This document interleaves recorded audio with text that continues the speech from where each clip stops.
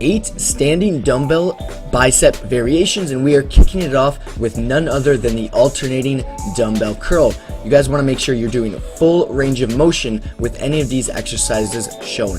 So here we see Josh doing the dumbbell bicep curl. So basically the only difference is he's going to be doing 2 arms at a time, so he generally will be able to use less weight. A side note, he is going to be twisting his arm outward at the very top of the moment, which is going to engage the biceps a bit more. On to the next exercise, we have the hammer curl. This has to be one of my favorites, mainly because I find I can just go so much heavier with it, and because it really adds a lot of thickness to your biceps. Now for this workout, we literally only had a set of dumbbells, we didn't have any benches or anything, and we had a very limited amount of time, and we made sure to do at least 2 sets of each of these 8 exercises, and the pump was unreal. This is the Colossus curl. We really didn't know what to call it, but it is awesome, and you guys will feel a nice contraction. Make sure you do them nice and controlled, and you're not swaying or moving too much, and you see Josh is performing a nice full range of motion within this exercise.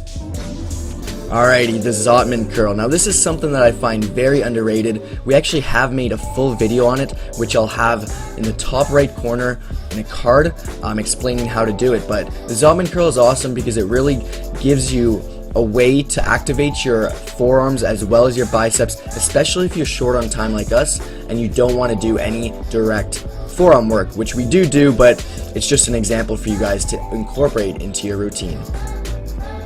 Here we have the standing dumbbell reverse curl that I was just talking about. Now, typically people will do something like this with a bar, but like I said, we weren't using any bars today. We literally just said, you know what? Dumbbells, we're gonna grab a set of 35s and we're gonna do everything with it and see what we can do, get a nice pump and get in there and get out. So this is awesome for your forearms as well as your biceps. And then the cross body hammer curl. This is something I don't see too often, but when I'm doing a burnout on any of my sets, like on a typical day, I'll do a hammer curl and then I'll start doing these cross body hammer curls as like a nice burnout, because you can really fire up a lot more, and it doesn't take too much out of you, but it still gets the blood flowing through your muscles. Last but not least, we are going to finish with the standing concentration curl. Now this is my go-to for any arm workout. I always finish off with it because you can get a nice, slow, and controlled contraction within this exercise.